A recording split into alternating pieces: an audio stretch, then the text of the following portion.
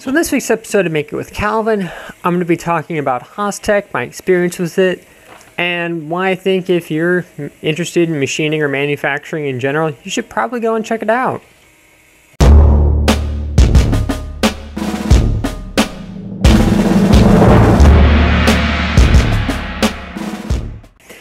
So for those who aren't familiar with it, Haas Automation is a company in Oxnard, California that makes machining centers, both lathes and mills, and also gantry CNC machines.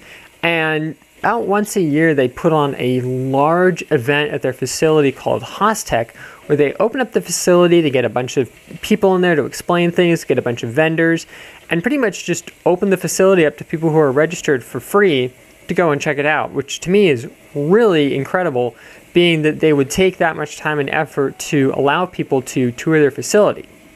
Now I understand there are people going there to purchase machinery or check it out or things like that, but I do really like the fact that they are totally open to the fact that schools go in there, and just people who are interested in machining in general just go in there to check it out and see what it's like. So I've gone about 3 times. The time that I filmed it would have been my 3rd time. It's been non-consecutively because when I lived in Southern California, I was able to go 2 times. Then I moved, and this was the first time that I've been able to go back there. But it's definitely an event that not going there for a year or 2 actually was kind of interesting, because I was able to see not only some changes in the machinery Haas had, but also some of the newer machinery that's come out, and it kind of made it fresh and new again, especially considering I was filming it. Now, the way the event works is ahead of time, you pre-register online, then you sign their safety waiver, and you go to the event, you pick up your registration badge, which would be this guy here. First time they've had a big one that also had information on the back about the stuff you could do, which really was a good idea on Haas's part. I give them credit for that, because somebody who's not familiar with the event would not exactly know what to do or what to see, so having this on the back was really nice. So what happened with my dad and I is we ended up filming a little intro outside and ended up accidentally standing in the wrong line. We were kind of like, there's like nobody around. Can you sure we're in the right spot? So we double checked and we're like, oops, sorry. You're totally good to go in there. You've done it before. It's fine. No worries. So the nice thing was my dad and I went on a Friday. Normally I've gone on like a Tuesday or a Wednesday, and it's been packed with people. So having not a whole lot of people there in comparison was really nice for filming, merely because normally the catwalk area is kind of like a Black Friday sale on people trying to watch all the machinery, and you're kind of like trying to squeeze by, and filming in there just would have been a disaster. So having not a lot of people there was a huge advantage for filming. So the way it works is once you go upstairs and get your free safety glasses that you sadly have to return, you're able to walk along this long catwalk that goes along a dividing wall between one of the assembly bays and one of the machining bays. Now this is interesting because you get to see all the different stuff going on in just one section of the facility. And if you think it's big already, it gets bigger. So the interesting thing is they have a lot of palletized machines, which means that there's literally a pallet that holds multiple parts, and then there's multiples of those pallets and multiple machines on a robot that just cruises by, picks up a pallet, drops it off.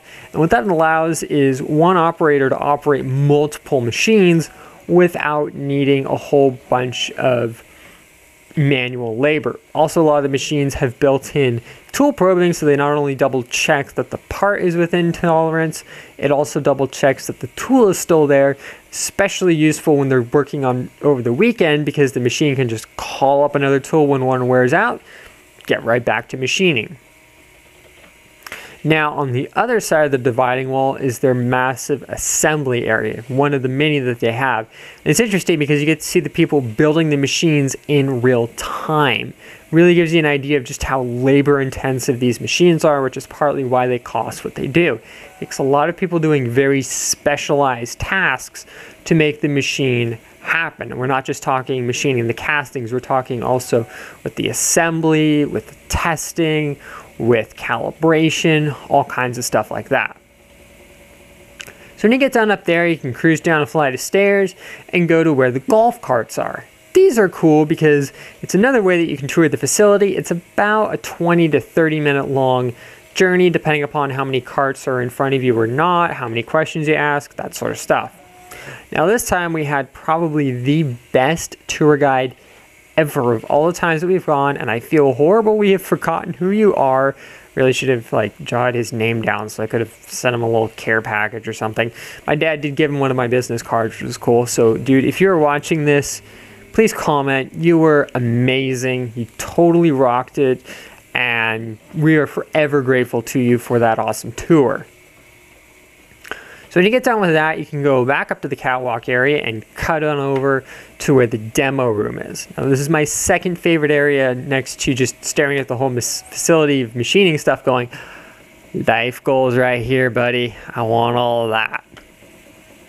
So the demo room is cool for obvious reasons because you get to see all the latest and greatest machinery that's in there. You also get to see like the original machine that they made, as well as some of their rotary tool accessories, which are also interesting. There's a bunch of reps that get flown out there that you can talk to. Really cool event. Now, the only bummer for me from a filming aspect in the demo room was I really wanted to film inside the machines because they were all running coolant. And the coolant's pretty much like filming through milk effectively. It wasn't going to happen. I didn't even ask if I could put a GoPro in the machine. I was just like, oh, they're running coolant? Nah, it's not even worth it. Believe me, I've tried filming with coolant inside machinery back when I worked with my buddy Kamal over at Rapid Prototype Machining, and we go to watch the footage and it's like somebody's just dumping milk on the lens. Doesn't work, which is a bummer.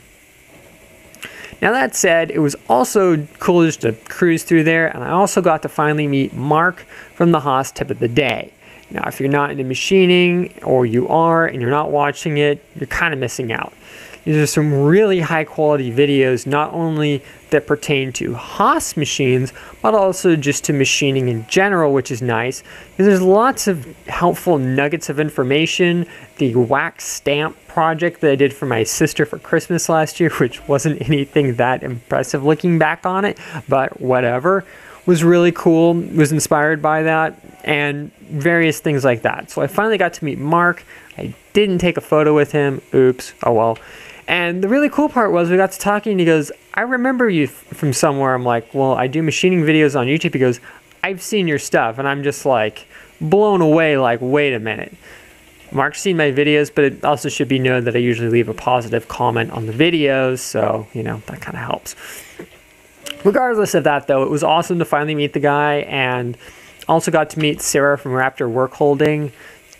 She was awesome in the little interview that we did. She said she'd never done anything like that. She's definitely done a lot of videos by herself on her Instagram page and also on the Raptor Workholding Instagram page, but it's definitely different when somebody's standing there filming you and you're holding the mic going, oh crap, how am I going to do this little intro thingy? So she absolutely rocked that, and I don't know if I'm going to be personally using any of their stuff in the future for projects. I really don't know about that, but it's definitely worth looking into just because of the fact that dovetail workholding as multi-sided machining is becoming a lot cheaper. It's a very interesting way of hitting multiple sides on the part while using an extremely tiny holder. It's incredible.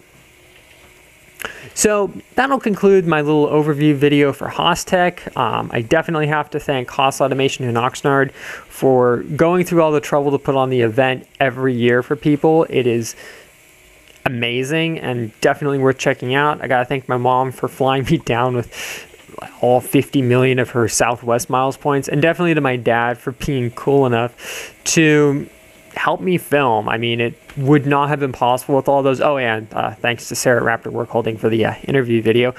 But I definitely have to thank all those people for making it possible in their own way. It was awesome. As for me, I got to do some more machining stuff because let's face it, there's never enough machining videos. See you guys next time.